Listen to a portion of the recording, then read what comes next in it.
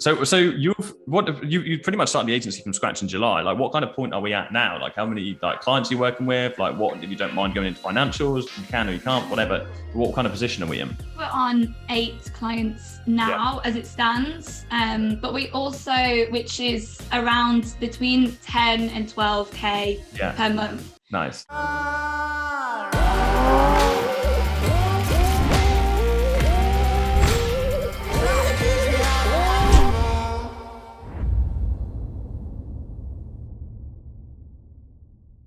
What's up, guys? Jordan here. Today we are joined by Charlotte. Charlotte is the owner of Develop Digital. Actually, she's partnered with somebody else who you have seen on these interviews before. We'll get into that later on today, but she's absolutely smashing it with her agency, an absolute powerhouse. So I want to dive into Charlotte's story today, what she's doing different in the agency, who she's partnered it with and why and how that looks and all of that fun stuff. But Charlotte, firstly, thank you for coming on and having this interview. I'd always like to start with a bit of backstory so people can understand you. So can you let us know like who you are, where did you come from, what were you doing before an agency, and why did you want to start an agency of your own? Yeah, of course. So thanks for having me.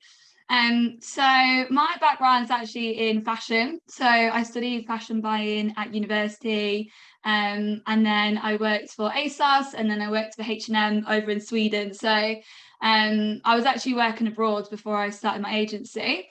And then I think it was last September time, I decided that I wanted to do something different. I decided that the 9 to 5 wasn't for me anymore, but I wasn't really sure what I was going to do. I just knew that I was going to like quit my job, move country again and start something new.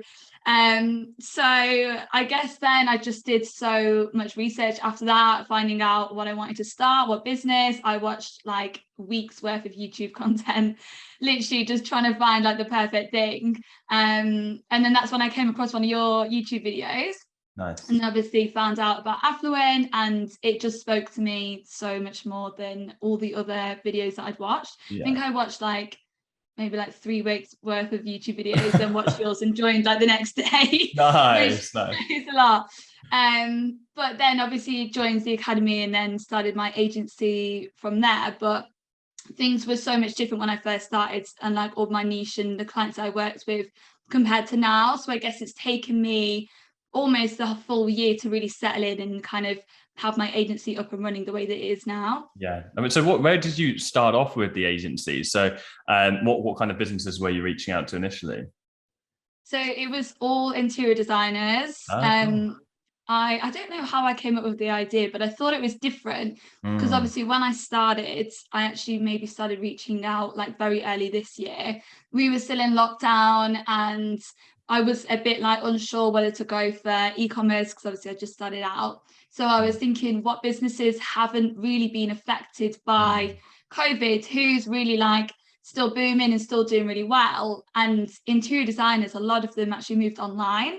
So they could really still serve their clients, and they were in so much high demand because everyone was in lockdown and they were just doing their houses up. So I guess I was like, this is a good niche. And it actually worked really well. I actually grew really quickly. I think I signed like 6 or 7 clients in like 2 or 3 months. So it was a good niche to start off with. Yeah. But obviously that's all lead generation. So it kind of wasn't sustainable long term, and then hence why I moved over to e-commerce businesses now. That's amazing. Yeah, you definitely grasped that opportunity for sure. You definitely jumped on that. That's cool. So what was it like moving into like, was this the first ever kind of sales environment you've been in as well? Like, how was that transition? Was that quite hard to start off with? Yeah, it was. It's funny because I was thinking about it like a while ago, that before I moved to Sweden, I actually did a really short season in Ibiza, and I worked as a shop girl. That helps. PR helps. Yeah, honestly. And I think so many people do Ibiza and then they go on to do great things. So that's a fact. Straight facts. Do a season in Ibiza, guys. This is the secret to success. But you know what? It gave me such a sense of freedom, and like you get to see that you can make so much money doing something so simple as selling drinks. Yeah. But actually, I remember sitting at a table, and obviously you have to sell the shots because it was a sit down and chat. It wasn't like a tray in a club situation. And this guy was like, you should go into sales. Like, you're so good at it. And I was like, I'm not I'm not even going to entertain it. And obviously then I went into my 9 to 5, which is no selling. Like, you're in the job, like you obviously have your interview, but that's it. So other than my brief season, this is the first time I've like done sales.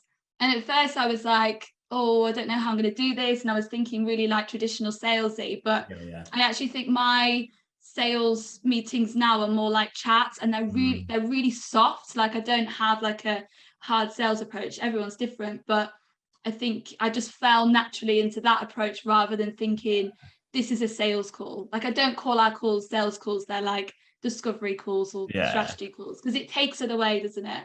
100%. Actually, that's a very, there was 2 parts to this actually. First of all, let's address the season thing. Like, I want to come back to the meeting strategy thing in case I forget. Remind me. So, I mean, it's funny because I came from like I didn't do a season, but I came from, I mean, I used to run PR events. So I got like events in like the local city. We do like 4 events a week. But I started off through that by doing the actual PR on the streets, pulling people in, and then I ran the events and we had other people doing it. But like, it puts you in like a really uncomfortable situation and environment when you first start doing it. Like, those first couple of nights, like doing PR, like you're having to get drunk to like get it done. Like, you're just like, oh my God, like, how am I going to bring myself through this? But you end up like by being in that situation, you end up just like learning how to like converse with so many different types of people. You're going to see someone walking down the road and you're like, I know exactly how I'm going to like tackle that kind of person. You just adapt yourself. And I think that's like, ultimately, like that's like quite a primitive form of like basic sales. Like, it really is. Well, it's not even basic sales. Like, you're selling people drinks, but I mean, like, the psychology behind it is so similar to actually just having a meeting with somebody else in an agency. So it's funny you come from that background, but like our strategy is exactly the same. It's very, very conversational. Like, I always recommend like people to kind of starting off on like a bit of a structure, because you get to find their way. So we still have a structure. We have our like hoops that we jump through, but we're very much just having a conversation, building a relationship with someone. Like, it's just, I just want to get them laughing. I want to have a conversation. I want to talk about their business. I want to talk about their dreams, all these things, but like not like in a cringy way, just like in a genuine, I'm going to connect with this person. How do I need to do that? And just figuring it out on a call. Because ultimately, like, there's thousands of people offering the service that we're offering, but like, and the only reason that they're going to pick us, and there's 1,000 people that can do it well as well, but the only reason they'll pick you over me is based on who they're going to get on with the most. So if you can connect with that person, that's literally all you need to do.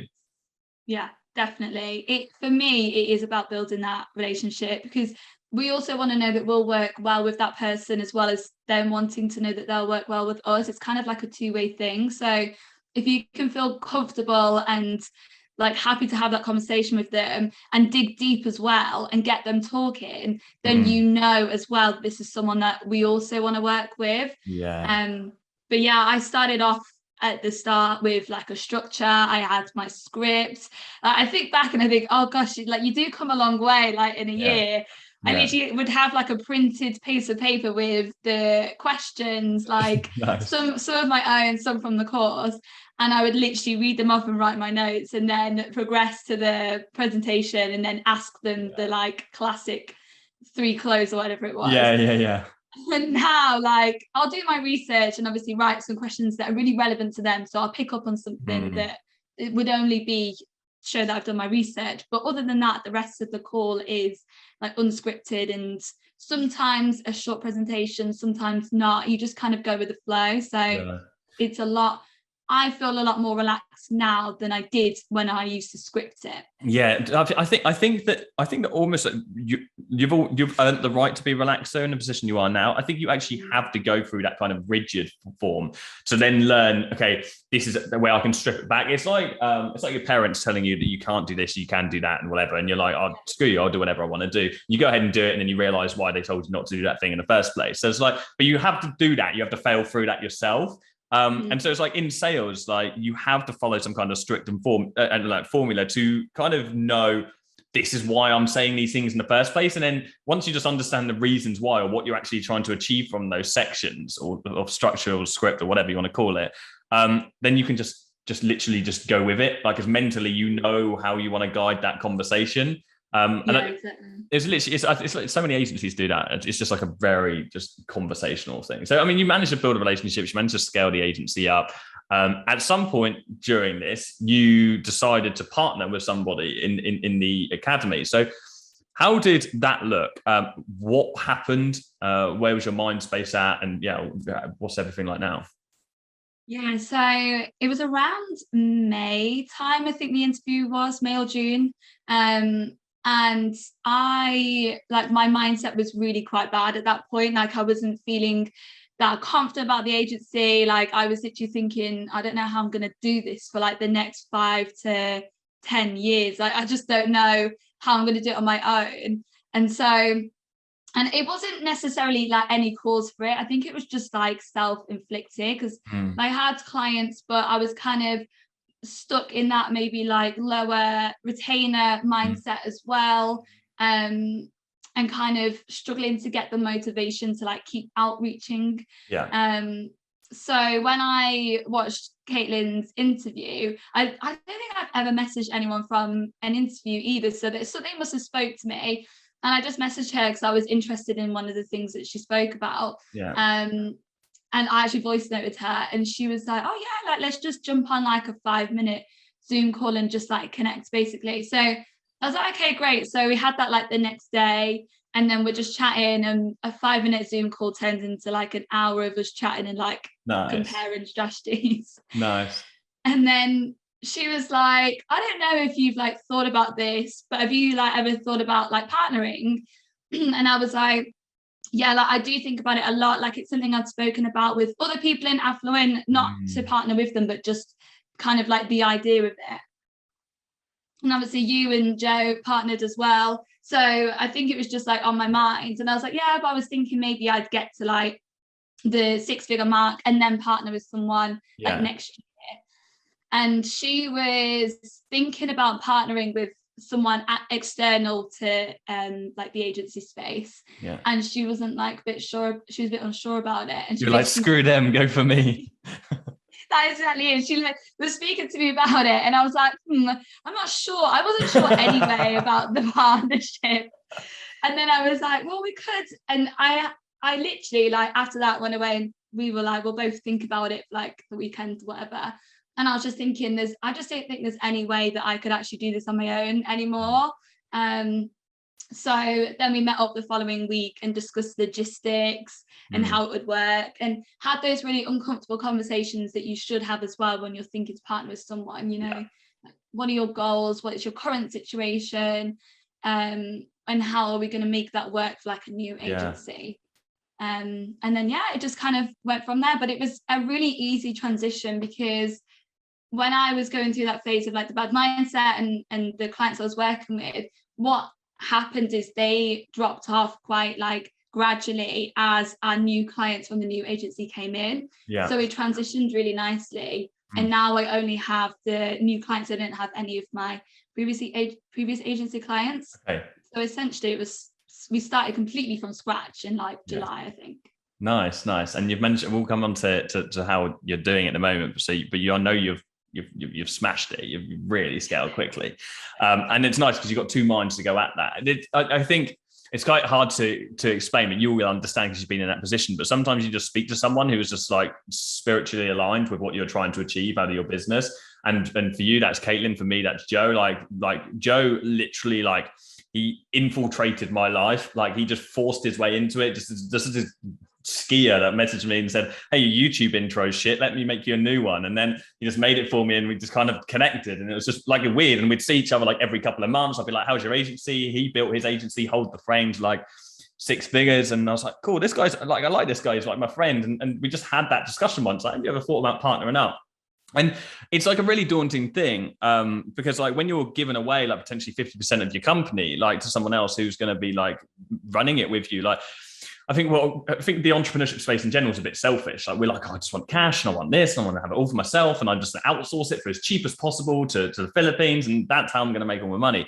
But actually, for like your mental health and like just your general overall well-being, like, it's so nice to be partnered up with someone, because like someone can also take the load. You've got someone to speak to on a daily basis. Like, you're not alone in a very lonely industry. And I think that's really, really nice. I think it's actually, if you think if it puts you in a better mental space, then you're going to be way more productive. And even if you've given away 50% of your company, you are technically speaking, I mean, you're probably 2-3 extra productivity anyway. So it will way overcompensate for whatever.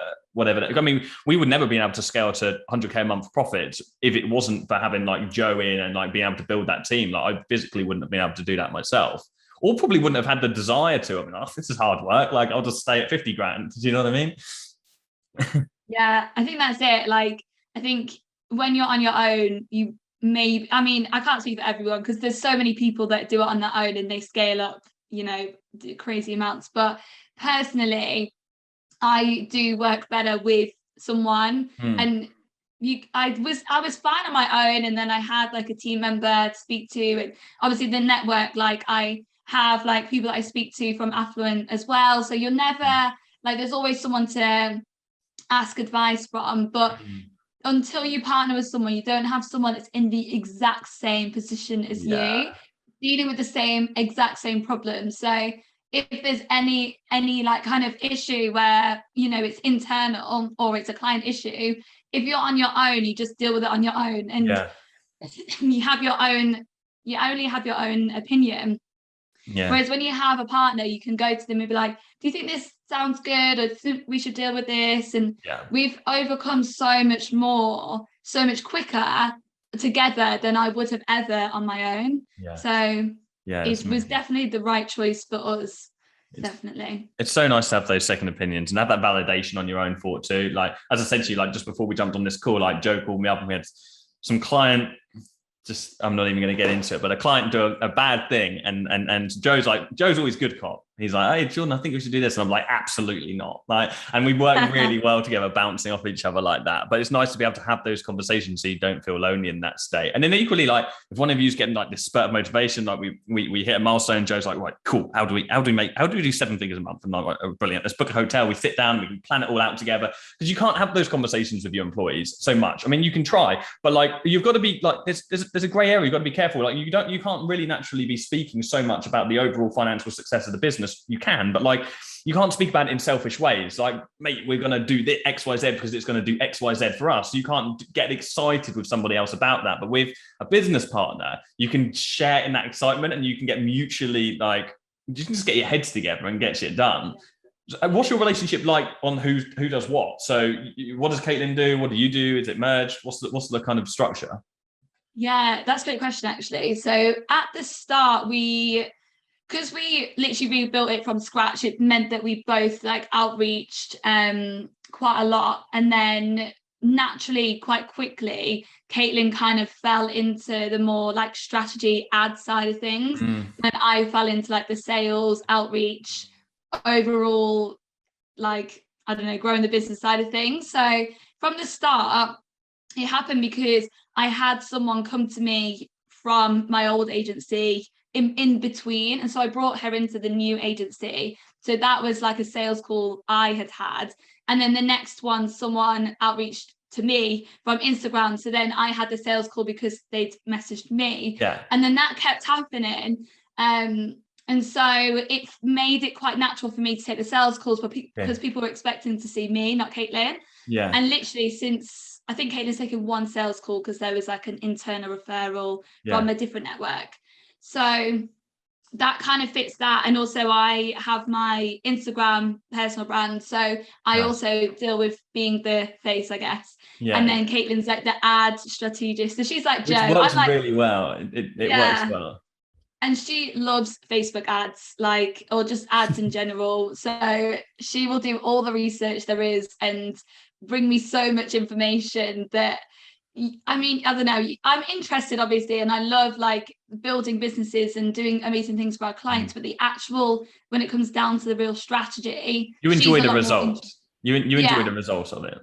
Yeah, she's a lot more interested in the actual like running of the Facebook ads, I think.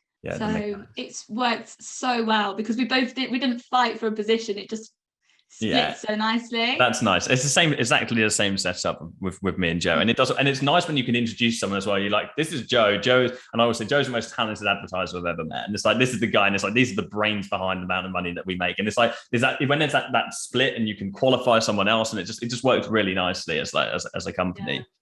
So no, I fully agree. That's a great way of doing things. So you pretty much started the agency from scratch in July. Like, what kind of point are we at now? Like, how many clients are you working with? Like, what, if you don't mind going into financials, you can or you can't, whatever. What kind of position are we in?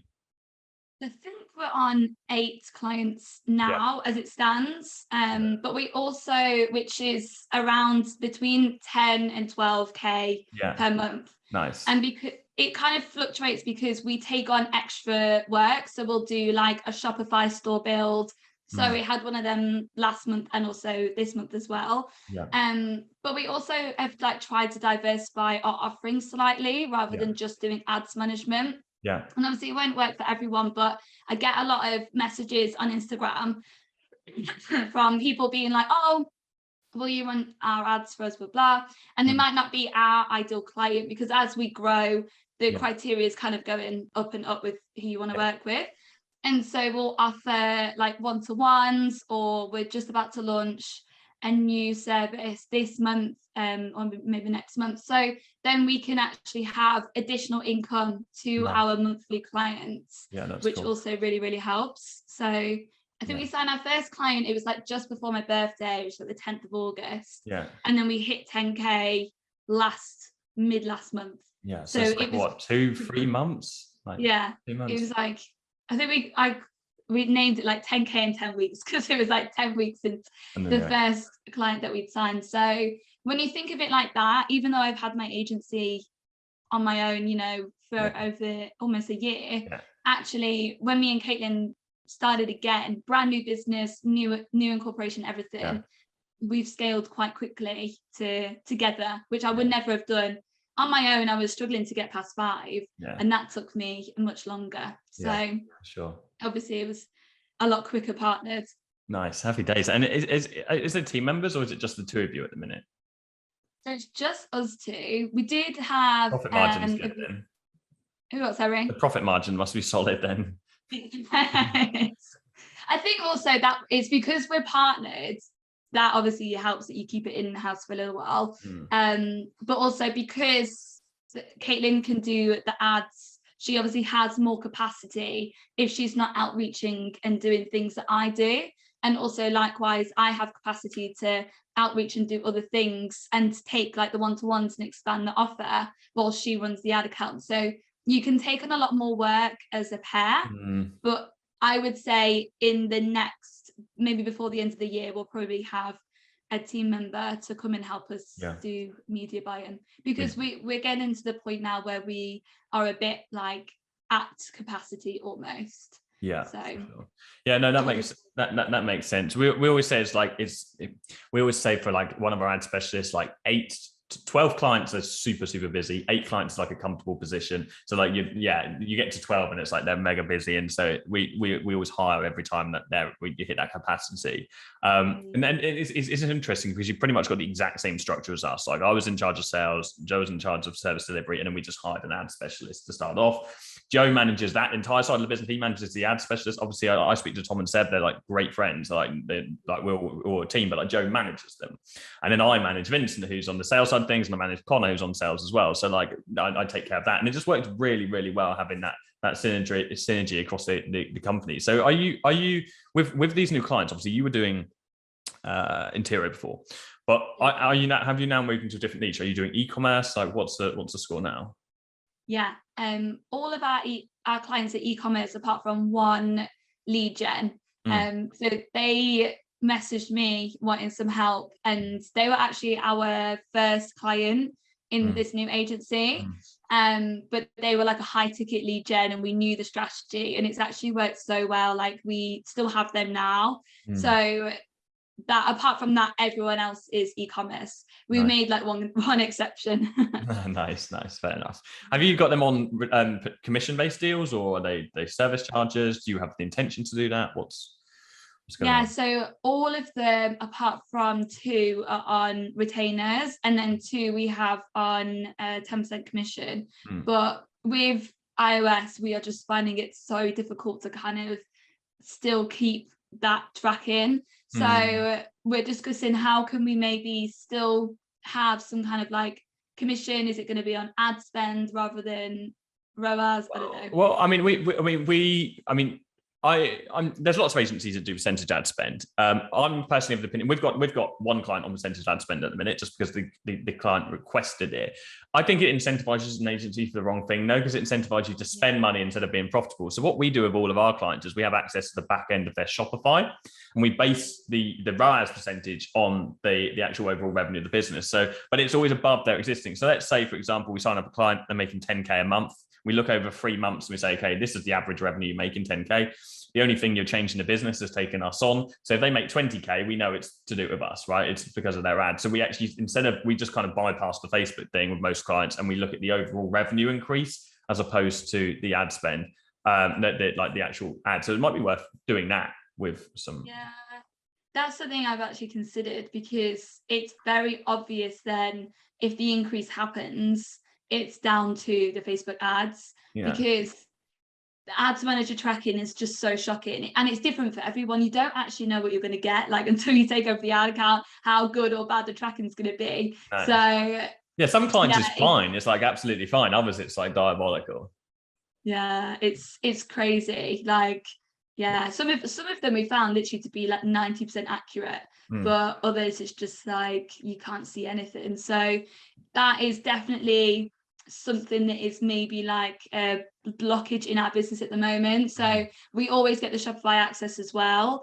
So yeah, that's something that I've like recently considered, that it clicks like, oh, if they see an increase, that should be down to us, or unless they do something different, like one of our clients did like an in-store and she's online only, so that will obviously increase his sales when she does a pop-up. So other than that, generally the increase is due to the Facebook ads.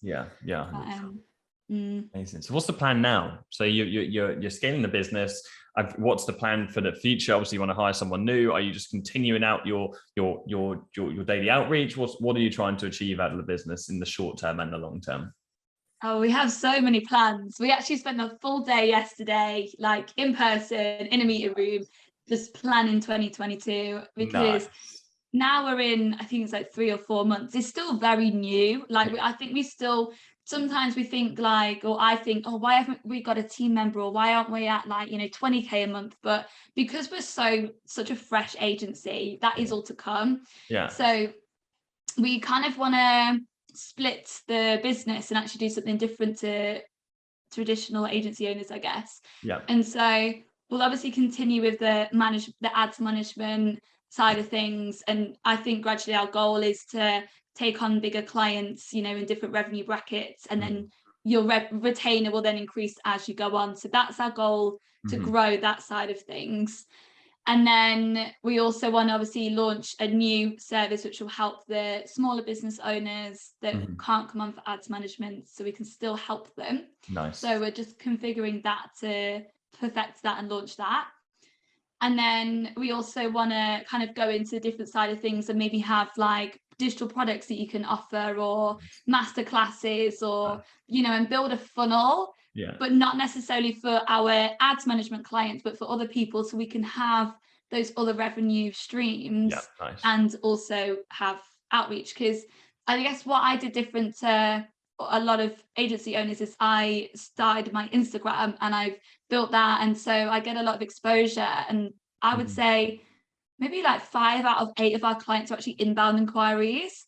And so obviously we do outreach and we do get clients that way, but the majority have come through my Instagram. So if we could get those people that are coming in and give them something else, like I don't know, like a bundle or something that will help them do ads, then I can actually then monetize my Instagram and not send people away like we've been doing.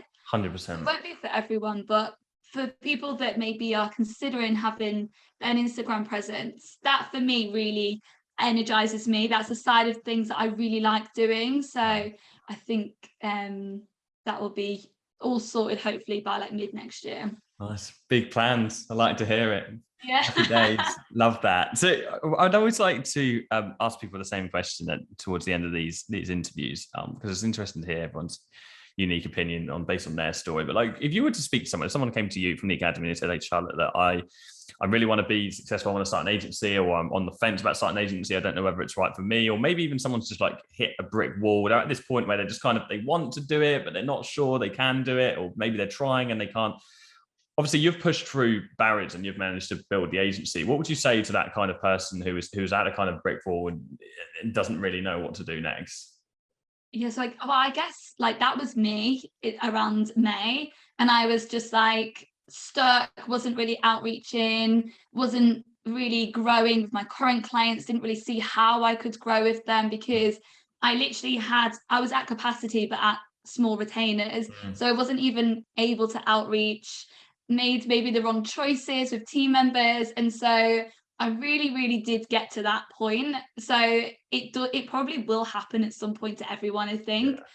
But I think the important thing that I did is that I sat down. Obviously, I met Caitlin, so that's an anomaly. So taking that out of the equation, I basically sat down and thought, how am I gonna get to the next step? Do I need to drop clients in order to grow? So I basically took maybe like 4 steps back, Yeah. went down to 0, and then started again in Yeah. order to be able to get to the position we're in now, which, you know, hopefully will be 15-20k before next year. So you don't know when your big breakthrough is going to be. So I would just sit down and look at what you're currently doing and what do you need to change in order to get to the next step Yeah. and do differently.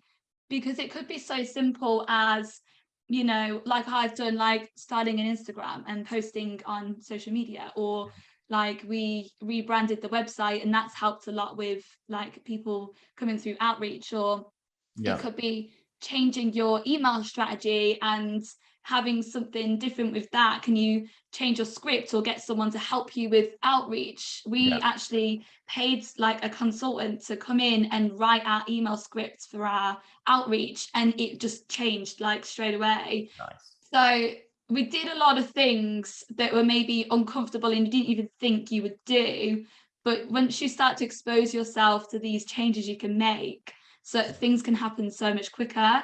Yeah. So Sure. hang in there, anyone who's in that position. There's no shame. I think one of the biggest morals is there's no shame in regressing in the agency and like kind of taking like some steps back to go forward. Because like so many people, I've seen it happen so many times. Like someone build an agency and it's just a mess. Like it's just like got team members all over the place. We've got like clients from all different niches, and it's like you can't physically get out of that hole unless you regress a little bit and then think, okay, what is the best situation here? So who are my best clients? What's the ideal, like, and then get rid of everything else external, because you've built it up to that point. So you have more confidence in your ability to actually build it up again, and there's no shame in regressing that, so you can then push way further forward in the future.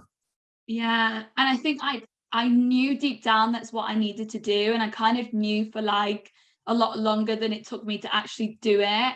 So I just taken those actions in around July time with Caitlin is really what pushed me actually. So if there's someone that, like, if someone's struggling that they can connect with and even get advice with, or talk to someone who's maybe been there and done that and got through those stages, that could also really help. Because I was also sat there thinking, well, I got to this stage on my own, you know, I got to 6-7 clients on my own. I've been through the sales meetings and all of that.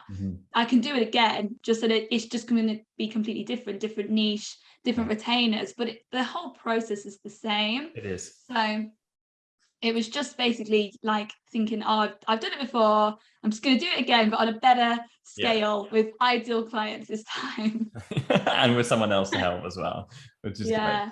But you've got to make these mistakes in order to be able to learn. Like no one can be fooled that we all make mistakes. Like me and Caitlin now, even, you know, between the 10 to 20k mark, we still will learn from difficult situations, and we'll still make mistakes and still have like maybe clients ask questions that we've never been asked before. And so every time it happens, we'll learn something new, we'll jot it down, or we'll record a video to send every client, and then you've like minimized the problem for the next time. So you kind of have to go through the difficult stages and the signing clients and maybe having those difficult things so you can learn. And then the next time you do it, or the next client you sign, you don't have the issue ever again because you've squashed it before.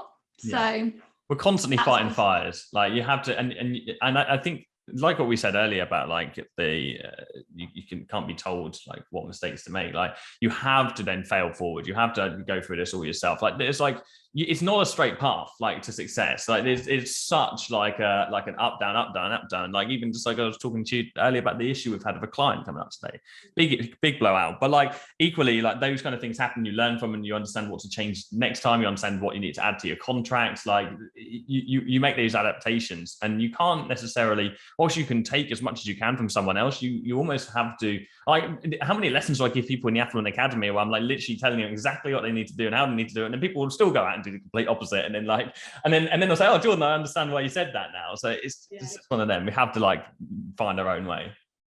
Yeah, exactly. And these difficult situations and, mistakes and things happen to clients, like don't just stop. Like you'll have it at 1 to 5K, you'll get it at 5 to 10K, you'll get it at 10 to 15K, you'll get it at 50, 100K. Like it will just happen at a different scale. So the people that will get through those are the people that are like, resilient and know how to handle situations because they've handled a situation in the past. And actually, me and Caitlin, when we first partnered, we had a really difficult situation with, I say the lead gen client was our first one, but we actually signed one before that in the agency.